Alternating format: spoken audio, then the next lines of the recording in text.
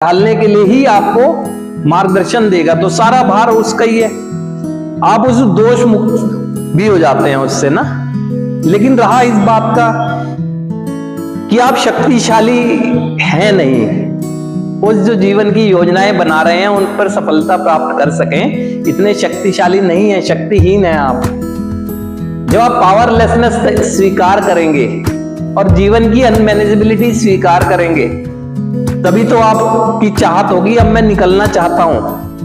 आप ये सोचते हैं कि अभी मेरे जीवन में बहुत कुछ है, जो गंवा के आ गया हूं उसको देख ही नहीं रहे हैं। क्या सब कुछ ही गंवा दूंगा उसके बाद मैं समझूंगा इस चीज को?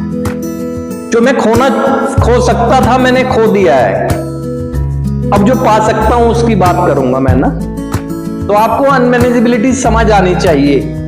और अनमैनेजेबिलिटी समझ इसलिए भी नहीं आती है हम लोगों को कि हम जो बाहर दिख रहा होता है उसे देख रहे हैं। हमारे अंदर की अनमैनेजेबिलिटी, मेरी सोच कैसे अव्यवस्थित हो गई है, मेरे विचार कैसे अव्यवस्थित है, मेरे किसी कार्य को करने का तरीका, क्योंकि जहां पर भी कंसर्न करूंगा मैं ही तो करूंगा।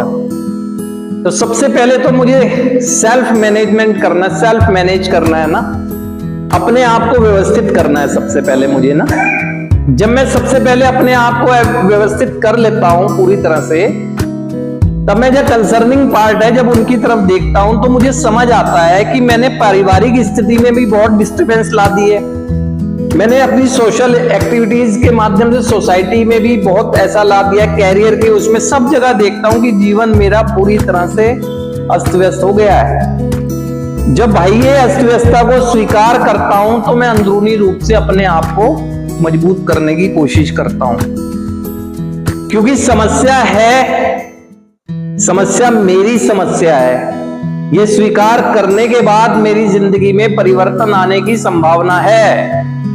यदि मैं समस्या ही नहीं है मुझे, तो समाधान ढूंढूंगा कहां मैं? समस्या है, समस्या मेरी समस्या है। समस्या को आने में भी समय लगा है, समस्या को जाने में भी समय लगेगा।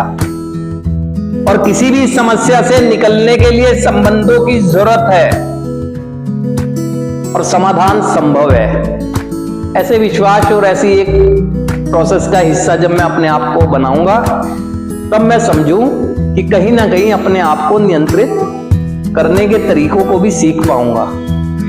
अब यह हम एक ऐसे जीवन को जी रहे हैं जिसे आप जीवन समझ सकते हैं ना, लेकिन वो जीवन है नहीं। अभी तक हमने उस तरह के जीवन को जिया है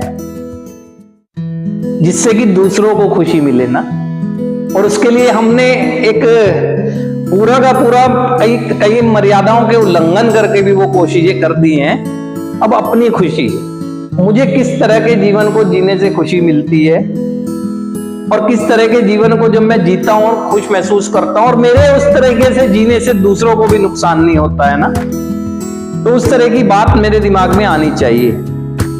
यहां पर आप लोग बैठे हैं, आप लोग सोचते हैं कि आपकी समस्या, अगर सीधा कहूं, नशा है। आपकी समस्या नशा कहां है? नशा तो लक्षण है मेरे भीतर की अंदरूनी आध्यात्मिक गड़बड़ियों का। मेरे भीतर जो आध्यात्मिक गड़बड़ियां है ना, उनका लक्षण है नशा। जब जब वो उभरेगा उसके संपर्क में जाएंगे, और नहीं उभरेगा तो नहीं। कितने कितने समय से नशे से दूर बैठे हैं, लेकिन आज भी पास्ट की तरह बैठकर वही इनसेन एक्टिविटी वाली सोच, वही योजनाएं बना रहे हैं। अपने आप को नियंत्रित किया नहीं हुआ है, दूसरों को नियंत्रित करने की कोशिश करते हैं, परिवार को आज भी अपने अनुसार चलाने की कोशिश करते हैं, सिचुएशन को अपने अनुसार ढालने की कोशिश करते हैं।